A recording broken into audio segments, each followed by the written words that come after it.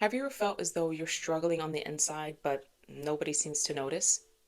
Although most people believe that depression means you just can't get out of bed, and that is a reality for a lot of people, that does not cover the full picture of what depression is and how it can manifest in different individuals. Because this could be very hidden.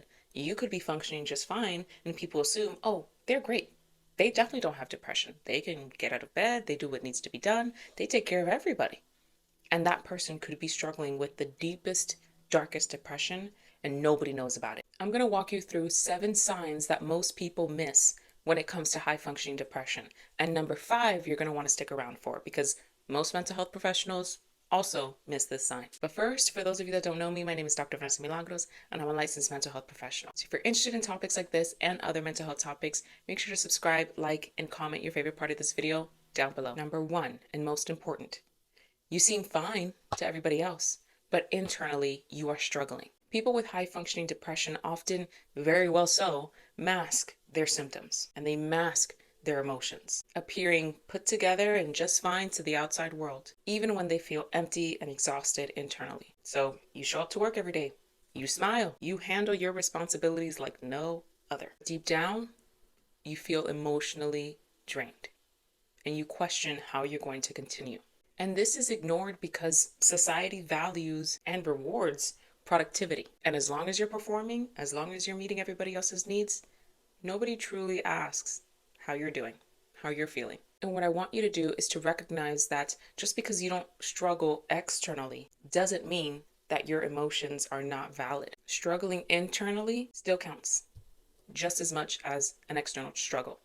And eventually, the more you continue to push this down and keep going, the less you'll be able to do that over time because eventually your body, your mind, your emotional state, your nervous system, they give out. Examples of this include burnout, health problems, and much more. Number 2, you are constantly tired and exhausted no matter how much rest you get. And this is because high functioning depression depletes your energy, even if you're well rested. So an example of this is you wake up exhausted, lacking motivation, not wanting to do anything. Then your high functioning depression kicks into gear and you push through the day. You do what needs to be done to get through.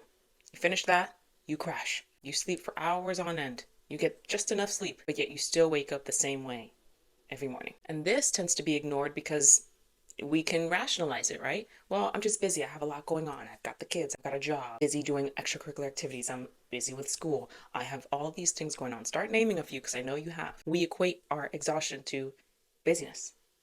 However, number 2 was you feel drained even though you're well rested. But a lot of that energy is spent over time with you pushing through to keep up the facade and the I'm okay mentality. So what I want you to try to do is track your fatigue. See how often you are feeling fatigued and whether your exhaustion is really just you being tired or if it goes deeper than that. And a lot of this you don't have to do yourself. You can meet with a therapist and work through what is going on in your particular situation. Number 3, you lose interest in things that used to bring you joy. And a key symptom of depression is anhedonia. And this is losing pleasure from things that once used to bring you joy, peace, and happiness. Maybe you used to love reading, working out, going out with your friends, tapping into your creative side that maybe you didn't know you had. But now it seems like everything feels bleh, bland, a chore. Now this is ignored because most people, again, we tend to rationalize. Instead of changing our behavior, sometimes we tend to rationalize. Well, I'm changing, I'm getting older, again, I'm busy, so my hobbies and my interests have changed. So maybe I just got to find another hobby, but I don't really feel like doing that. Instead of sometimes asking ourselves the difficult questions.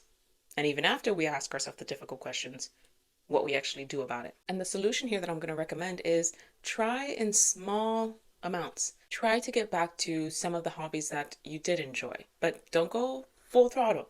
Just integrate it in bits and pieces. Don't make yourself feel obligated to do it if you don't want to, but just try. If that's not enough, maybe instead of going back to the hobbies that you once enjoyed, try new ones, little by little.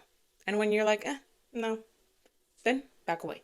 I want you to start small and slowly. And in a way, this can help you reconnect with a part of yourself that maybe you've lost a little bit of touch with. Number 4, you are the hardest on yourself, but others, they see you as successful. And this is because people with high functioning depression set nearly impossible high standards for themselves. And then they end up feeling like they're not doing enough.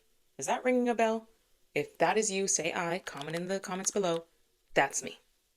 There's no judgment here. However, it is important to recognize that when you're setting impossibly high, almost unachievable or unachievable standards and making that a priority, making that something that you should be able to do, that's a clear sign that there's something more going on there. And even when you do reach some of those impossibly high standards that you set for yourself, there's always an excuse as to how you were lucky that you got there. Oh, it was just because of pure luck, or that person dropped out, or this happened, so it was a shoe-in for me because of that. It wasn't my own doing. You see how there's no credit to you? You see how there's no acknowledgement of what you've done? And it just reinforces the negative standards and high standards that you have for yourself. Now, you might be excelling in your school, your job, your family life, and people just thinking, wow, this is amazing. But sometimes we ignore this because other people praising your achievements, that's not falling in line with what you're telling yourself internally. So it's almost like this rejection, whether it's intentional or unintentional, that you do. So even if they say, wow, you did a great job with school, you graduated, or you've passed this really hard exam that you've been studying for months for, that's amazing. For you, you reject that internally. You may say, thank you so much, I appreciate it. But internally, you're like, nah, that's not enough. Or, nah, it is what it is. Or, well, I still need to do all of these other things too to feel worthy. So you reject that. And that's why it's ignored a lot of times. Now, what I want to recommend to you is to start noticing the way you talk to yourself. Start checking yourself. Because sometimes we just are so used to putting ourselves down internally, we don't even take time to check ourselves. Start checking yourself. Okay, what am I saying to myself? Say it out loud when no one's around. Is that something you would say to somebody else that you love and care about? Probably not. But also, how does it sound when you say it out loud to yourself in the mirror? Because in your head, it may sound different. Out loud, you may hear how harsh and terrible those things are. And if you wouldn't talk to someone you cared about in that way, don't make allowances for yourself to be treated that way by you. Number 5, you feel emotionally numb. So instead of feeling an overwhelming sense of sadness, you may feel nothing at all. So you may go through the motions, but it's almost like there's a wall between you and your emotions. And this tends to be ignored because most people just assume, well, depression means extreme sadness. And because I don't feel extreme anything, extreme emotions, extreme sadness, extreme anger, then I can't be depressed. I feel bland. So I definitely don't struggle with depression, and that is not accurate at all. And what I want you to try to do is to pay attention to your emotions and what you do when strong emotions come up for you. So are you avoiding any chance of strong emotions that come up for you? Do you avoid those? Do you focus on something else? Do you busy up your calendar when you start to feel sadness? Do you process when things happen to you with a trusted support system or even a therapist? Or do you journal about things? Or do you keep everything inside and pushed way down here? Leading me to number 6. You use work, social media, or other distractions to not have to deal with things, specifically not having to deal with your emotions. This is because individuals with high functioning depression busy themselves, and this is in an effort to avoid facing or processing their emotions. Sometimes it's just easier to not. So an example of this is you're working late hours almost every day, if not every day. You're scrolling endlessly through your phone, especially at night, and there's always something ready to go on your calendar. So I want you to ask yourself, am I busying my time? Am I just flooding my schedule with things to do? And when do I do this? Is it when I get upset with someone? When someone says something to me that's triggering? When something happens within me that reminds me of all the terrible things that I've said to myself? Is that when I'm doing these things?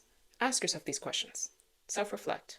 And number 7, although you struggle with motivation, you push yourself to continue to go and go and go. So unlike major depression where motivation basically diminishes or is extremely low, high functioning depression makes you feel like every task is a chore, yet you still push yourself very hard to do it, despite the fact that everything inside of you is screaming at you, we don't have the energy to do this. Now, why this is ignored a lot of times is because as long as the things are getting done, the checklist is being done, it's really easy to convince yourself that you're just being lazy if you feel a lack of motivation. What? Absolutely not. But we tend to rationalize and make excuses that aren't in line with what's actually going on. Because if we actually faced it head on, we would see that it's not you being lazy and it may very well be depression. So what I'm going to recommend is that even the most basic tasks, if it feels draining even before you do it, but you continuously push yourself and push yourself to do it, and you're feeling mentally depleted and emotionally exhausted and physically drained, I want you to reach out to a therapist near you that can help. I want you to reach out to your supports that can help. Even if they don't know what to do, being able to process that with your support systems that are trustworthy and love you and care about you, this is going to be really healthy, because that is a step towards acknowledging I'm not okay. So if you relate to anything that I've just shared today, please know that you're not alone. There are support systems and resources out there to help you. You just have to reach out. And that's sometimes the hardest part. And contrary to what you have grown up to believe or what other people have expected you to be and become, your worthiness is not tied to how much you do and how busy your schedule is. You are so much more than that. And trying to define yourself by what you do, that's depressing alone. You don't have to continue to live life that way if you don't want to. I hope something that I shared here was helpful for you. If you have any questions or if you have any video suggestions for me, leave them in the comments down below. And if you're interested in learning more about this topic, watch one of the videos that pop up on the screen for you. Thank you so much for being here. And don't forget to subscribe, like, and I'll catch you in the next video. Take care.